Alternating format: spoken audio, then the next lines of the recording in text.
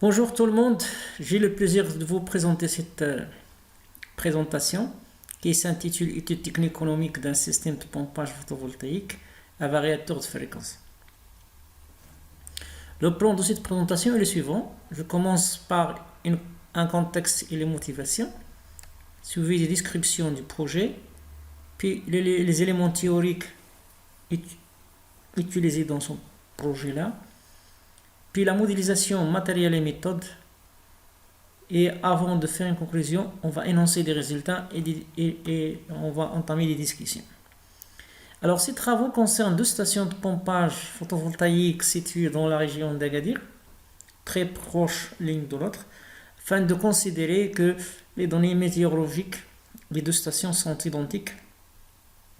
Aussi, on a apporté au matériel utilisé des améliorations techniques qui ont abouti à des résultats comparatifs entre les deux méthodes utilisées. Ça veut dire le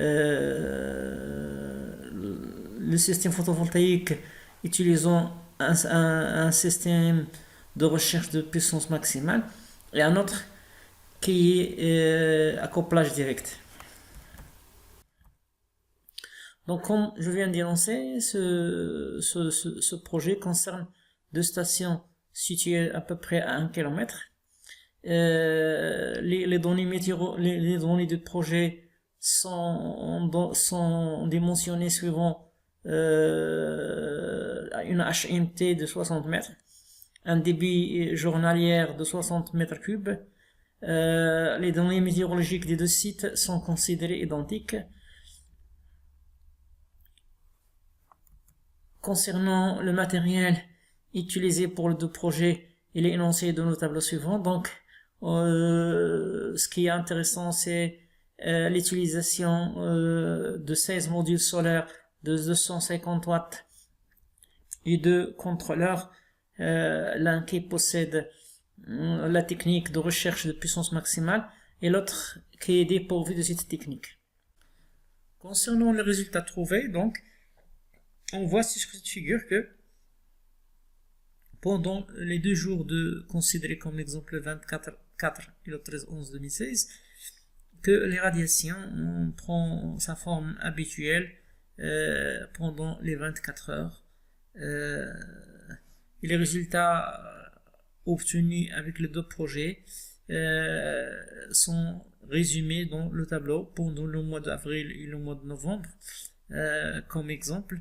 Donc, alors, on trouve que le débit moyen mensuel des deux projets, c'est 19 mètres cubes par jour.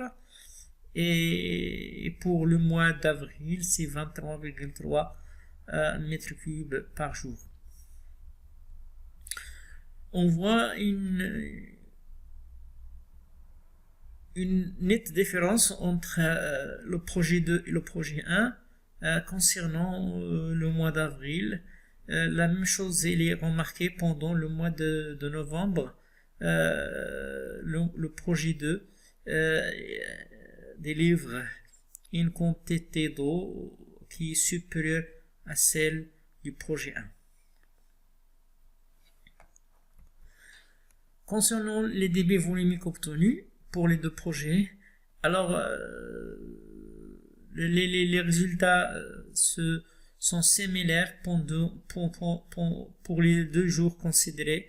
Alors on voit toujours que le couplage direct en bleu est un peu moins que les 2 autres techniques concernant le couplage avec un PPT et la simulation.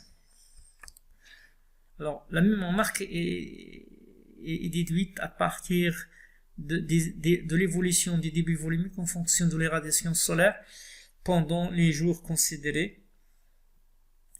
Alors, la courbe bleue, ça concerne le couplage direct. La courbe rouge, ça concerne le couplage avec un PPT. Et la dernière, c'est le couplage par simulation. La simulation.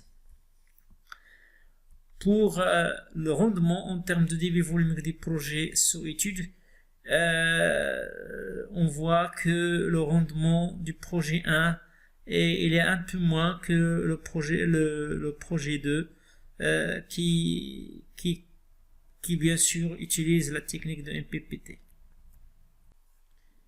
Concernant l'analyse économique, malgré que le coût initial du système qui contient la recherche de puissance maximale est un peu élevé par rapport à celui du système qui ne contient pas cette technique, mais au fil des années, on remarque que le coût global est quasiment similaire pour les deux systèmes. Donc, comme conclusion, les travaux présentés dans cette recherche ont montré que le système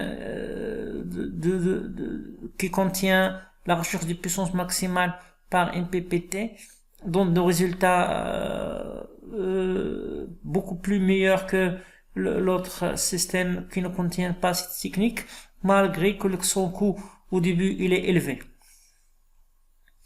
Merci de votre attention.